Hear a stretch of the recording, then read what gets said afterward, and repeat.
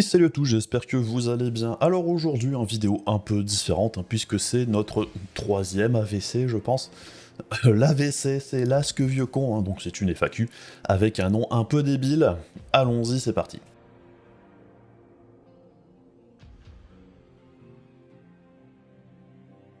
Alors cette FAQ, en fait, c'est pour fêter un petit peu, entre guillemets, les 6666 abonnés de la chaîne.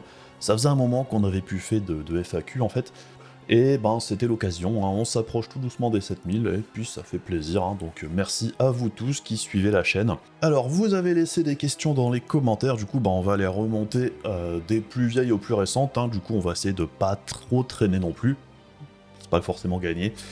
Bref, commençons par la question de Xeno qui dit « Hey, first, d'après toi, pourquoi le rachat de ARM par Nvidia n'a pas été validé autre par la raison qui dit que ARM a des technos que tout le monde utilise et ils se font acheter, il y a une concurrence déloyale. Un avis sur Lost Ark, car je pense bien que tu vas le toucher. Alors, l'acquisition de ARM par Nvidia, donc maintenant officiellement c'est fini ça, c'est vraiment fini. Alors il y a plusieurs raisons je pense, mais oui, la plus grosse, c'est que Nvidia a des pratiques concurrentielles assez particulières, on va dire.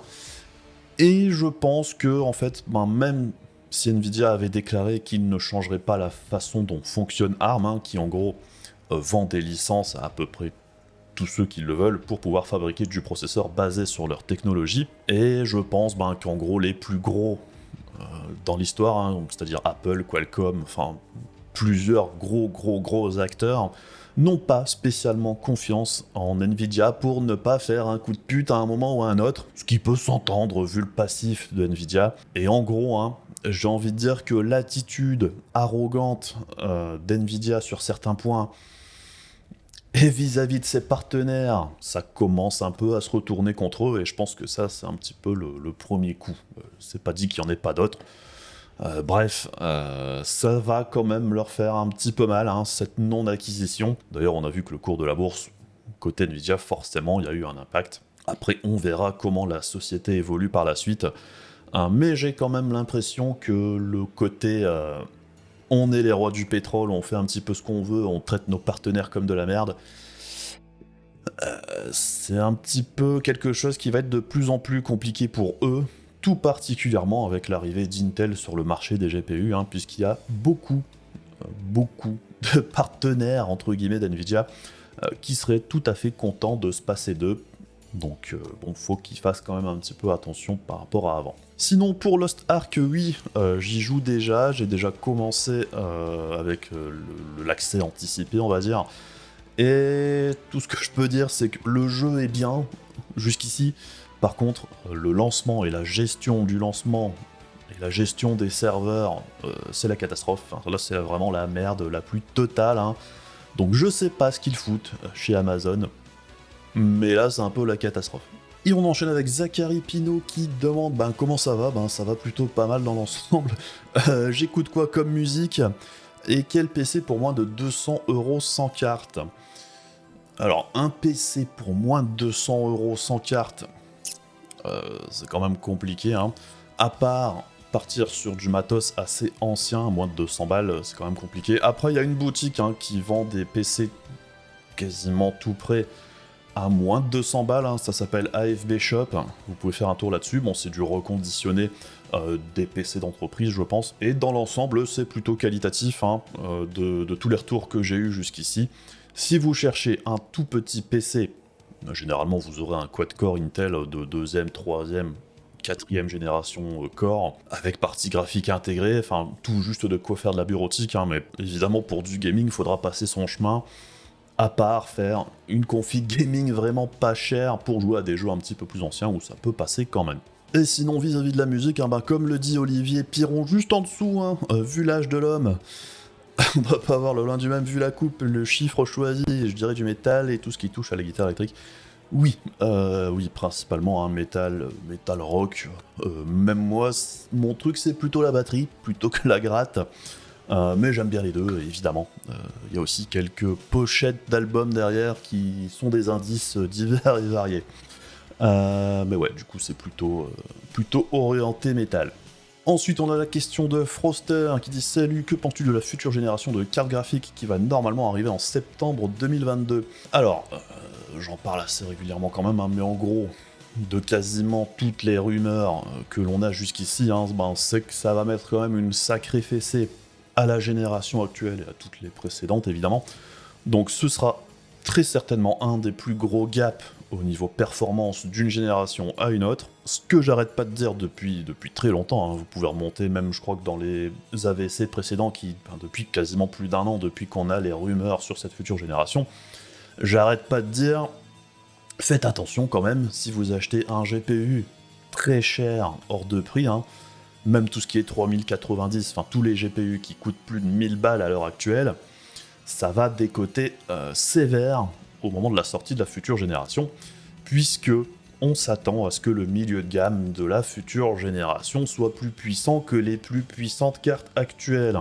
Donc bon, hein, moi personnellement, l'idée de faire du future proofing, j'achète une 3090 à 2000 balles et je me dis que je vais la garder des années, si la future génération de GPU leur fout une branlée, le future proofing ce sera peut-être pas trop ça. D'autant plus, on sait également hein, qu'au niveau du ray tracing, on aura très certainement un gros gap aussi, là encore une fois, par rapport à la génération actuelle, hein, que ce soit chez AMD ou chez Nvidia, puisque bon, même si chez Nvidia, à l'heure actuelle, c'est effectivement ce qu'il y a de mieux, c'était pas vraiment beaucoup mieux que la génération précédente. Et en réalité, hein, le ray tracing actuellement, même sur les générations 3000, si on n'a pas de DLSS, la plupart du temps, c'est quand même pas terrible. Donc bref, la génération qui arrive au niveau GPU, ça devrait quand même rabattre les cartes de façon assez significative, hein, surtout qu'on a aussi l'arrivée d'Intel sur le marché. Je ne pense pas, hein, je peux pas prédire l'avenir, mais je ne pense pas qu'on revive la même situation qu'on a connue là, avec cette génération actuelle de GPU, que ce soit au niveau des pénuries. Au niveau des tarifs, je pense également qu'on retournera tout doucement à une situation un petit peu plus correcte. Les prix seront plus hauts qu'avant, hein, par rapport aux générations précédentes, mais on n'aura plus un délire tel qu'on l'a connu ici, à part sur le haut de gamme qui sera hors de prix, bien évidemment, hein, puisque les fabricants ont vu qu'il y avait un marché, donc pourquoi se priver de vendre des GPU à même 2000 balles quand il y a des acheteurs qui sont prêts à acheter à n'importe quel prix pour 5 à 10% de perf en plus. Donc très clairement, hein, le très haut de gamme va être hors de prix, ça ne sera pas du tout intéressant de l'acheter comme à chaque fois, c'est juste que là les prix seront encore plus débiles que d'habitude. Par contre, je pense que plus bas dans la gamme, on aura des trucs vraiment intéressants, même au niveau performance-prix par rapport à ce qu'on a connu sur la génération actuelle. Et la grosse question, c'est le bas de gamme. J'ose espérer qu'avec la venue d'Intel sur le marché, on ait quelque chose d'un peu plus concurrentiel sur le bas de gamme, puisque même si c'est temporaire, Intel a tout intérêt à être agressif au niveau tarif, et ils peuvent se le permettre, pour dire de grappiller des parts de marché. Et encore une fois, hein, l'arrivée d'Intel, ça risque de rabattre quand même pas mal les cartes sur le long terme, puisque Nvidia ne pourra plus se permettre de faire tout ce qu'ils font. Après, personnellement, hein, je pense que ce soit niveau processeur ou GPU, hein, on est un peu dans une période d'accélération, principalement parce qu'il y a de la concurrence, beaucoup plus de concurrence qu'à une certaine époque. L'ère qu'on a connue ces 10 dernières années, principalement où chez Intel, on faisait toujours le même processeur, 5 à 10% plus rapide chaque année, et où on avait Nvidia qui balançait un nouveau GPU tous les 2 ans avec 20 à 30% de perf en plus entre chaque génération, je pense que là actuellement ça va plus trop être le cas. Je pense qu'on aura des bons en perf beaucoup plus rapides et beaucoup plus fréquents. Ça va pas faire plaisir à tout le monde, mais encore une fois, hein, l'histoire de future proofing, moi c'est quelque chose dans lequel je n'ai jamais vraiment cru. C'est pas la première fois que je le dis, mais je pense que ça va être une accélération au global sur le marché des PC, hein, la puissance au global risque d'augmenter assez rapidement et assez drastiquement. Ensuite, on a une question de Axiom. Alors, hello, je vote pour la VC. Alors, deux questions. D'où vient ton pseudo? Vas-tu faire un comparatif GPU comme God of War pour Ghost of Tsushima? Alors, mon pseudo, c'était un délire à la base, hein, parce que j'ai commencé entre guillemets commencé sur Twitch, je faisais des streams, et l'idée à la base, hein, c'était en discutant avec des gens avant de streamer, j'ai dit ça pourrait être rigolo de faire des streams en mode vieux con, où râle sur la plupart des jeux qui sortent, et à dire de la merde. Et c'est un petit peu ce que j'ai fait pendant un moment. Et puis c'est resté, hein, le nom est resté, du coup le nom de la chaîne YouTube est parti là-dessus aussi. Pour ce qui est du comparatif GPU sur Ghost of Tsushima, alors déjà je sais pas quand Ghost of Tsushima sortira sur PC, et la grosse inconnue c'est qu'est-ce que j'aurai comme GPU sous la main. Quand j'ai de quoi faire, comme je l'ai fait pour God of War ou Resident Evil 8 à l'époque, en fait, il faut surtout que j'ai des GPU, ce qui n'est pas toujours le cas. J'ai pas toujours des milliers de GPU sous la main. Des fois, c'est pareil, quand je fais des tests, on me dit « Ah, tu devrais tester telle GPU. » Ouais, sauf qu'il faut les acheter, il faut les trouver. Et actuellement, ça vous aura pas échappé que les prix sont un petit peu débiles. J'ai eu plusieurs fois des GPU en prêt, et je remercie beaucoup ceux qui m'ont prêté les GPU, hein, mais c'est pareil, c'est pas les miens, donc à un moment, je les renvoie. Heureusement, je garde pas tout. Hein. Si j'ai l'occasion...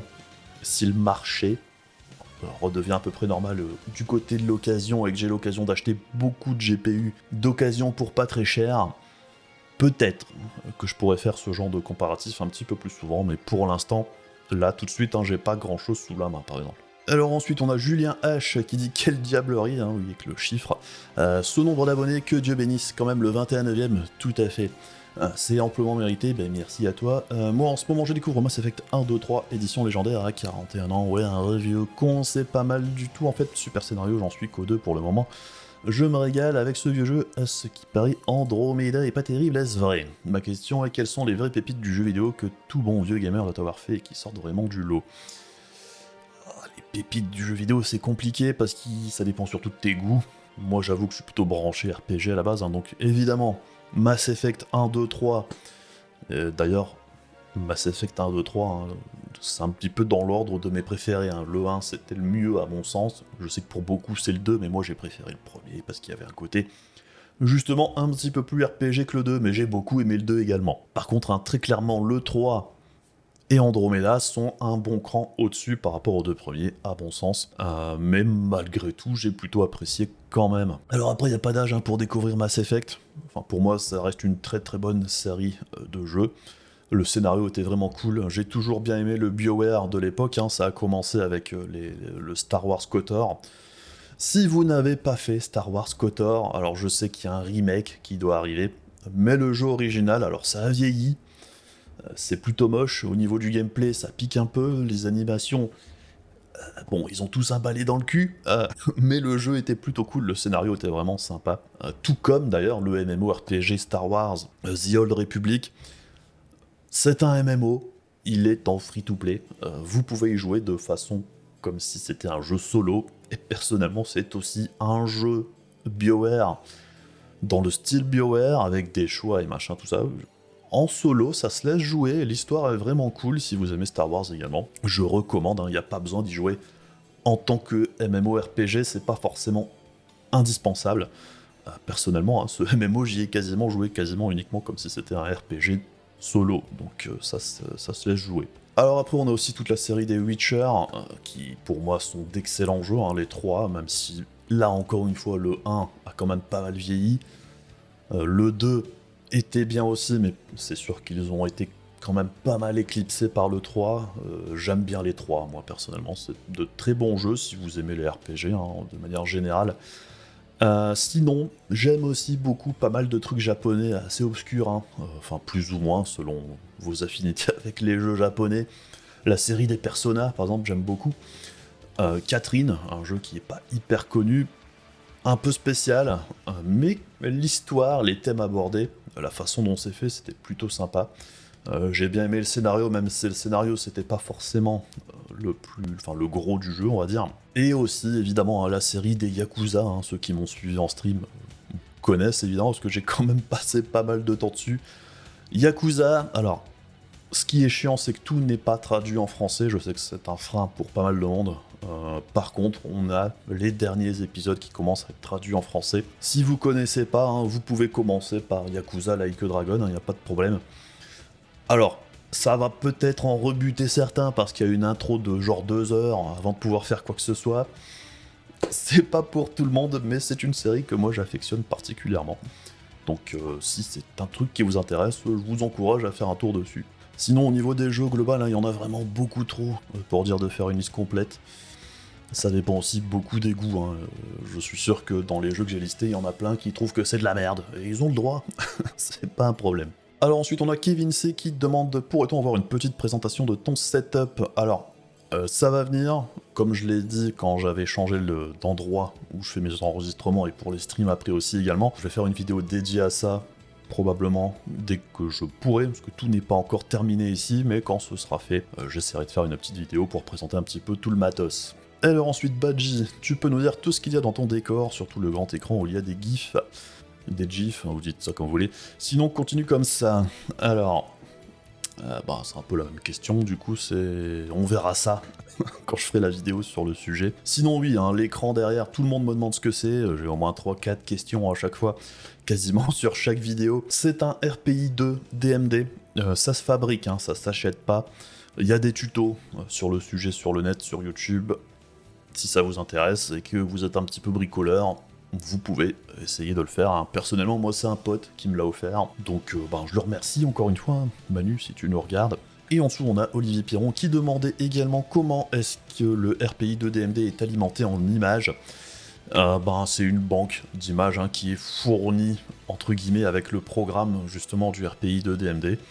Et du coup, ça fait un roulement plus ou moins random au niveau de ce qui se déroule derrière. Il y en a quand même un bon paquet.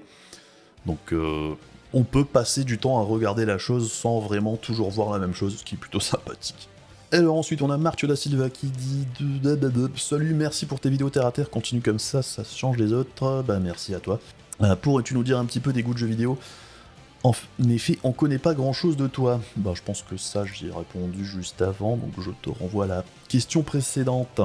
Alors ensuite Afidi, yo, c'est quoi tes jeux du moment ? Principalement Lost Ark. Lost Ark auquel je joue pas mal. Et aussi Orc Must Die 3, où j'y joue avec un pote actuellement, où on s'amuse plutôt pas mal. Si vous connaissez pas Orc Must Die, c'est un petit jeu plutôt cool à jouer à deux.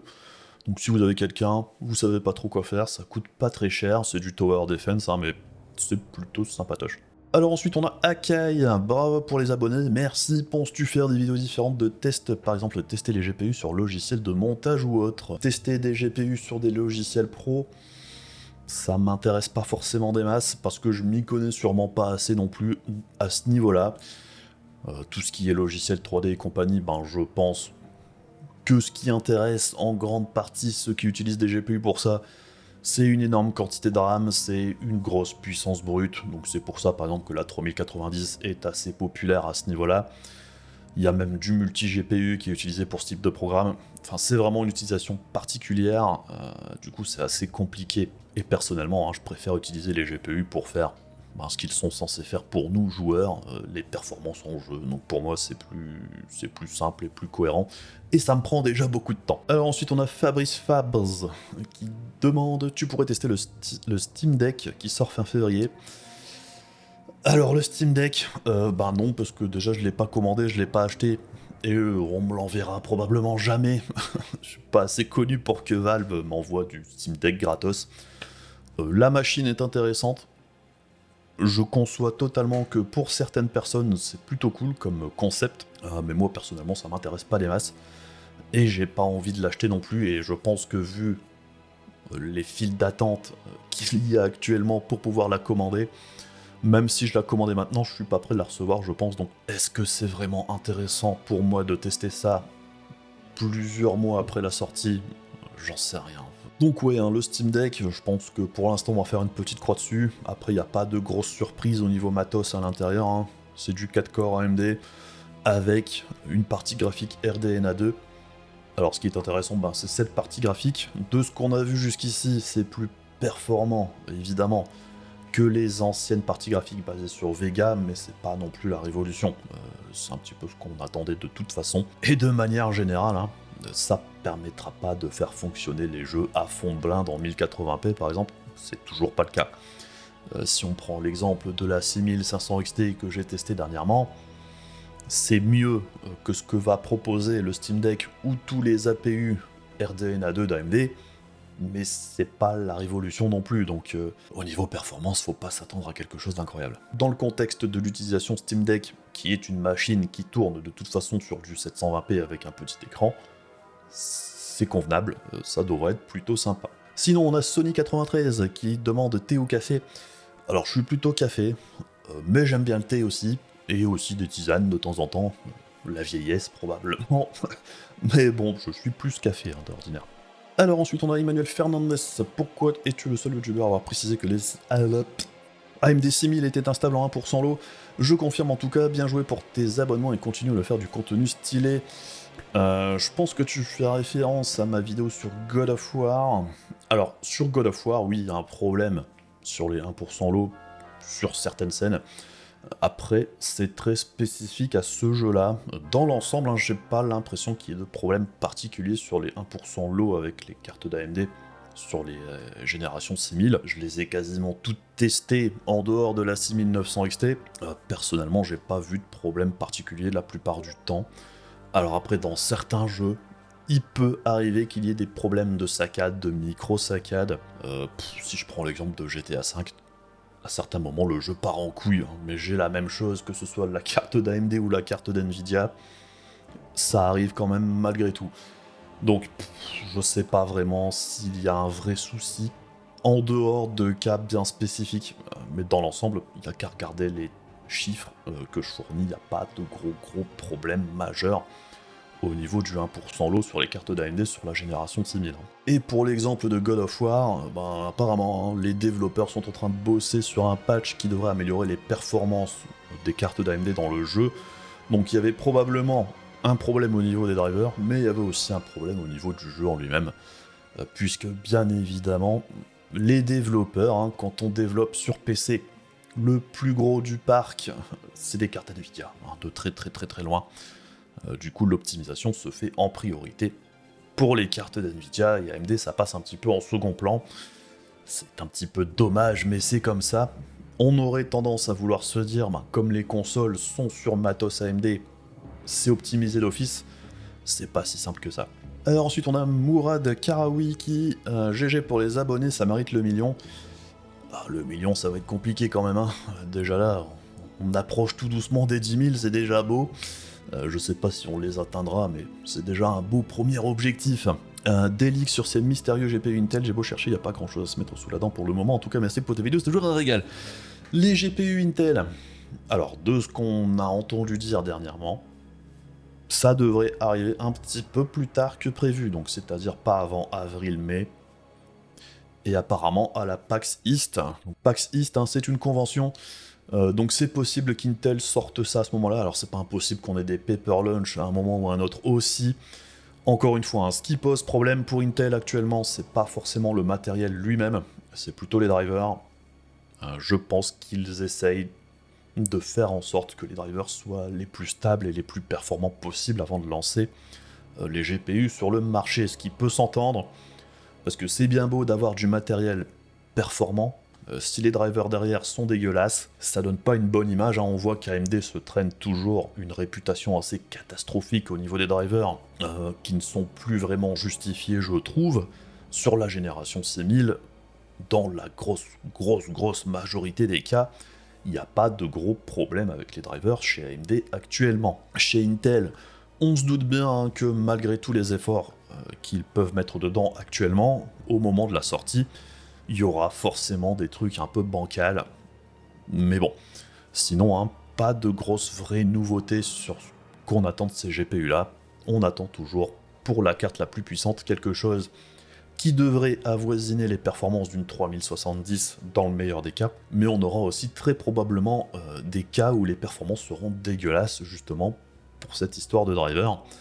Donc, ça devrait être un petit peu en dents de scie, hein. Cette génération d'Intel, c'est pas pour autant qu'elle ne pourra pas être intéressante. On entend également qu'il devrait y avoir aussi beaucoup de stock au moment de la sortie, ça c'est au niveau des rumeurs aussi, on verra si ça se vérifie, mais comme Intel est en train de stocker énormément de puces, puisque normalement c'était censé sortir beaucoup plus tôt, on pourrait bien évidemment avoir un stock quand même assez conséquent au moment de la sortie de ces GPU, ce qui pourrait être une très bonne chose. Et au niveau des tarifs, hein, on entend toujours dire qu'Intel devrait être plutôt agressif, même sur le bas de gamme, ce qui pourrait être une bonne chose, hein, puisque là actuellement, la seule carte disponible, c'est la 6500 XT, et elle est souvent aux alentours des 300 balles, ce qui n'est pas très intéressant. Alors ensuite on a Pierre Lucas, alors il y a beaucoup de questions, on va essayer de faire ça dans l'ordre. C'est quoi ton taf, ta formation, diplôme? Alors c'est compliqué s'il y en a beaucoup. Alors pour faire très simple, on va aller au plus vite. J'ai commencé en tant que boulanger-pâtissier pendant une quinzaine d'années. J'ai même bossé pendant 3 ans en Écosse en tant que boulanger-pâtissier. Après, je suis revenu en France, j'avais des problèmes de santé. Et le système de santé au Royaume-Uni est pas forcément foufou. Du coup, j'étais revenu en France et j'y suis resté. J'ai voulu changer de domaine. Hein. Du coup, je suis parti dans le social. J'ai passé un diplôme d'éducateur spécialisé. Du coup, maintenant, je suis éducateur spécialisé depuis plusieurs années, où j'exerce dans différents domaines. Hein. Là, actuellement, j'ai fini un contrat qui a duré plusieurs années, donc là, je suis au chômage actuellement, mais du coup, je cherche autre chose. Je suis dans quel coin? Voilà, je suis dans le Pas-de-Calais, donc dans le nord de la France. Plutôt Nutella au pâté de tête. Je suis boulanger-pâtissier à la base, hein, donc moi, je suis plutôt sucré. Plutôt Jacques Desange ou shampoing Lidl aux œufs. Je suis plutôt tête et épaule au niveau shampoing. D'ailleurs, ça m'a toujours fait rire ce nom de shampoing tête et épaule. Il y a une raison pour laquelle ils l'ont jamais traduit, je pense. Plutôt ou dingo. Plutôt dingo. Dingo, je préfère dingo. C'est qui ton abonné préféré? J'en sais rien, j'ai pas de préféré. J'aime bien notre petit groupe sur Discord de vieux cons. On dit beaucoup de la merde, mais c'est plutôt rigolo. Ensuite, on a Olivier Piron. Salut, merci pour tes vidéos complètes et sincères. Je ne parle pas de la masse de travail abattu. 40 jeux par carte graphique 3 presets, oui, c'est du taf. Question, gardes-tu les cheveux longs car tu as de la chance d'en avoir encore? C'est une des raisons. Il faut en profiter pendant qu'ils sont encore là. Et c'était vraiment le raisonnement à la base quand je les ai laissés pousser. Je me suis dit, bon, j'ai la trentaine, j'ai encore des cheveux, est-ce qu'on testerait pas de voir ce que ça va donner avec des cheveux longs avant de les perdre? Alors, sérieusement, penses-tu que les prix des configs actuels vont baisser dans un futur plus ou moins proche avec les sorties des nouvelles générations? Est-ce que ça vaut la peine d'attendre? J'aimerais changer de config et aller chez AMD, le RGB ne m'intéresse pas, je n'ai pas besoin des dernières gènes, je veux juste quelque chose qui tourne bien. Actuellement, j'ai un i5 3470 sur une carte mère bureautique avec une GTX 970 et je me lance dans le stream, ça galère un peu. Je veux bien te croire. Ah oui, est-ce qu'une carte mère gaming apporte une vraie différence en quoi? Merci d'avance, bonne continuation. Alors, l'histoire d'acheter une config, actuellement, ça dépend beaucoup de ta situation. Je dirais que niveau processeur, vu que tu pars de rien, entre guillemets, là, tout de suite, si tu devais acheter un nouveau setup, carte mère, processeur, RAM, personnellement, j'irais plutôt chez Intel. Parce que au niveau performance, prix, ils sont mieux placés. Mais pour tous ceux qui sont déjà sur la plateforme AM4 d'AMD, c'est pas forcément la même chose, puisque là c'est plus simple de juste changer le processeur, mais quand tu pars sur une nouvelle config, je trouve que l'offre d'Intel est plus intéressante actuellement. Puisque si tu pars sur une config pour streamer, si tu prends un bon processeur chez Intel, donc à partir du 12600K je dirais, tu as un nombre de corps suffisant pour pouvoir streamer dans des conditions intéressantes avec le processeur. Et en plus pour jouer à un 12600K, tu peux tout à fait streamer et jouer en même temps, le processeur s'en sort vraiment très bien à ce niveau-là. Donc si dans un premier temps tu changes juste carte mère, processeur, tu gardes ta GTX 970 et tu la changes plus tard quand tu auras quelque chose de plus intéressant au niveau tarifaire, ça me paraît pas être le plus mauvais plan. Donc moi je partirais plutôt là-dessus. Pour ta question des cartes mères gaming, alors j'avais fait une vidéo, enfin une série de vidéos sur choisir ses composants PC au niveau de la carte mère, hein. Moi j'ai pas changé d'avis là-dessus. Les cartes mères gaming, les cartes mères chères en général, pour moi ça sert à rien, surtout si t'overclock pas comme un porc. La plupart du temps, les cartes mères qui coûtent cher, c'est juste de l'enfilade, hein, parce que la plupart des gens ne s'en servent de toute façon pas, de toutes ces fonctionnalités en plus. Au niveau des performances, ça ne change absolument rien. Au niveau des VRM, des refroidissements, des machins, alors ok, c'est mieux d'avoir un truc bien refroidi, mais si on fait pas d'overclocking, si on pousse pas, enfin si on n'achète pas le dernier, si vous prenez pas un 12900K, vous avez pas besoin de la carte mère la plus chère du monde, et même avec un 12900K, on peut s'en tirer avec des cartes mères pas trop cher. Enfin, au niveau des cartes mères, hein, j'ai quand même l'impression qu'on est parti dans un délire où les gens ont envie de dépenser beaucoup d'argent pour une raison qui m'échappe. On peut tout à fait avoir une très bonne carte mère pour pas très cher. Si en plus on n'a pas envie d'avoir toutes les babioles qui clignotent, on peut encore avoir beaucoup moins cher pour avoir des performances tout à fait correctes. Alors ensuite, Sparta One, petite suggestion, pourquoi tester 41 jeux alors que je pourrais te prêter ma bibliothèque Steam avec mes 800 jeux? Ah bah pourquoi pas 41 jeux? En fait, j'avais fait un choix de plusieurs jeux à la base, je suis resté dessus, j'en ai rajouté au fur et à mesure, et comme je l'ai déjà dit dans un commentaire ailleurs, il me semble, je vais continuer à utiliser ces jeux-là jusqu'au moins la génération, enfin la nouvelle génération de GPU d'Intel, et après je changerai probablement quelques trucs, mais sur cette génération de GPU actuelle, je vais rester avec ceux-là pour l'instant. Parce que bon, bah autant les utiliser jusqu'au bout. Alors ensuite, Mock Googles, as-tu vu Patron Incognito avec le boss de LLC, et qu'est-ce que tu en as pensé? Bah oui, je l'ai vu. Le patron, ah bah alors, comme ça, hein, évidemment, notre cher Lolo a l'air plutôt sympathique. De toute façon, hein, dans l'ensemble, des retours qu'on avait, les gens qui bossent chez LDLC sont pas franchement malheureux. Ils ont des conditions de travail plutôt correctes. Alors après, évidemment, ce genre d'émission, hein, c'est de la com aussi pour l'entreprise. Faut donner une bonne image, et c'est probablement une image meilleure que ce qu'elle est dans la réalité, hein, très probablement. Sinon, pas grand chose à dire, hein, ça change pas les tarifs abusifs d'LDLC dans l'ensemble. Au niveau du coût du matériel, hein, on sait qu'on a une taxe quand on achète chez LDLC. C'est pour ça que j'achète plus rien chez eux. Alors, Dante Gaming, salut le vieux, merci déjà pour tes avis non biaisés par les gros chèques. Ma question, quels sont tes goûts en jeux vidéo? Joues-tu à des jeux d'époque mixte? Et quel était ton tout premier PC? Et quelle vision de l'hardware avais-tu à l'époque? AV2000. Merci pour ta réponse future. Alors, mes goûts en jeux vidéo, comme je l'ai dit avant, hein, moi personnellement je suis plus RPG, MMORPG, aussi RPG, que ce soit des RPG occidentaux ou japonais, ou même coréens, il y a des trucs que j'aime bien. Mais je suis plus dans ces jeux-là. Après, je joue aussi à d'autres types de jeux, hein, des FPS, des survival, des machins, enfin... Je suis pas sectaire, même si de base, je préfère les jeux type RPG.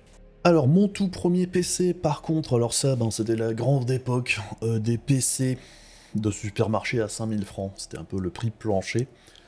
Et dans un PC à 5000 francs à l'époque, enfin le mien, c'était vraiment un tout petit PC.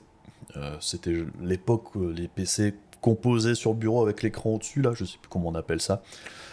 C'était un Elonex, marque qui a complètement disparu. Et en gros, c'était un Cyrix Media GX 133 MHz, il me semble.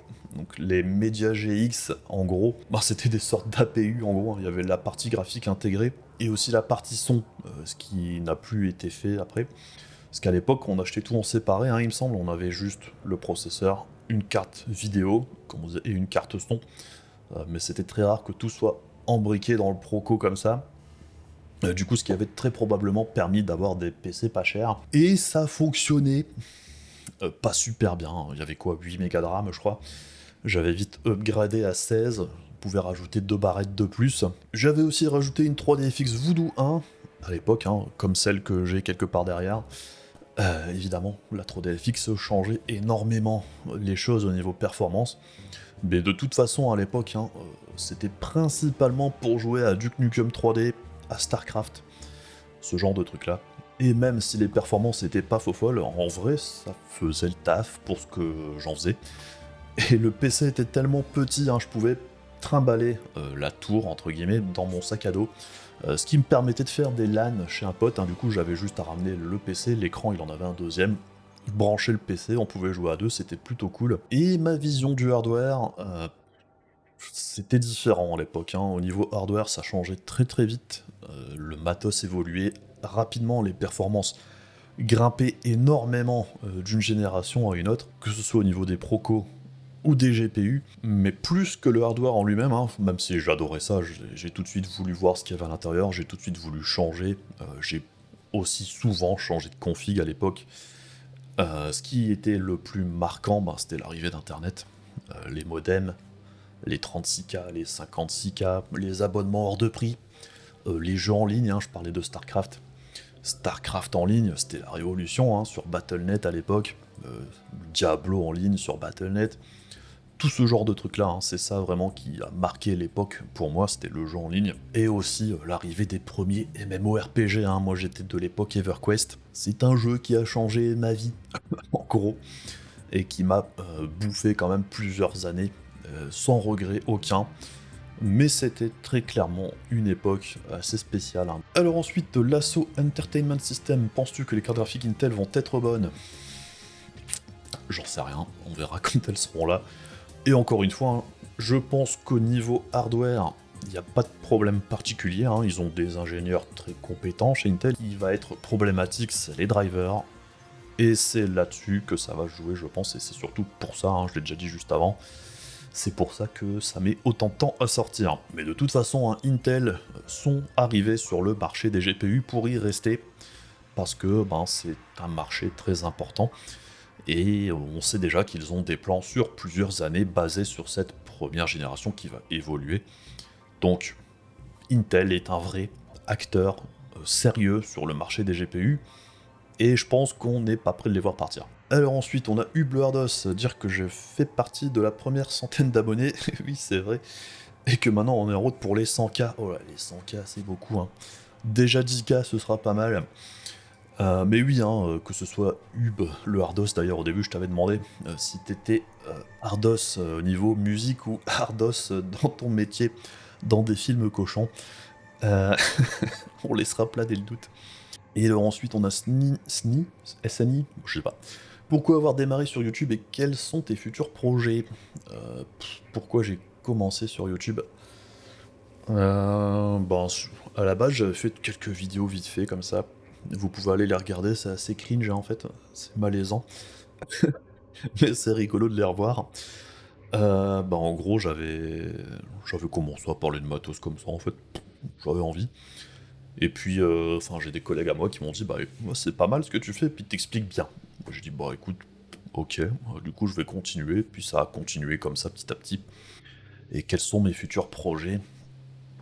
Difficile à dire, je continue de faire ce que je fais, je vois où ça me mène, mais j'ai pas d'ambition particulière ou de projet particulier, en fait. Je continue comme ça, on verra où ça va, et puis c'est un petit peu ce que je fais dans ma vie en général, hein.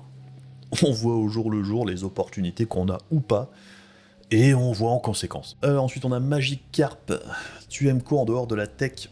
La musique, la batterie, je fais de la batterie, j'adore ça. Je ne prétends pas avoir un niveau incroyable à la batterie, mais c'est un défouloir qui me plaît bien. Sinon, les classiques, hein, les séries, les films, ce genre de trucs.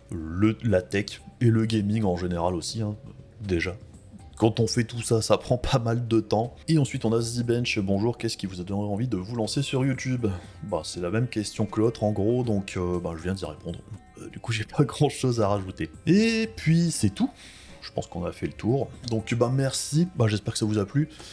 Si vous avez d'autres questions, n'hésitez pas, hein. Si vous aimez ce genre de contenu, on pourra en faire d'autres plus tard, donc préparez les questions pour plus tard. Et puis là c'est tout pour moi pour aujourd'hui, on se retrouve assez vite pour le test de la RX 6600 qui va précéder celui de la 3050.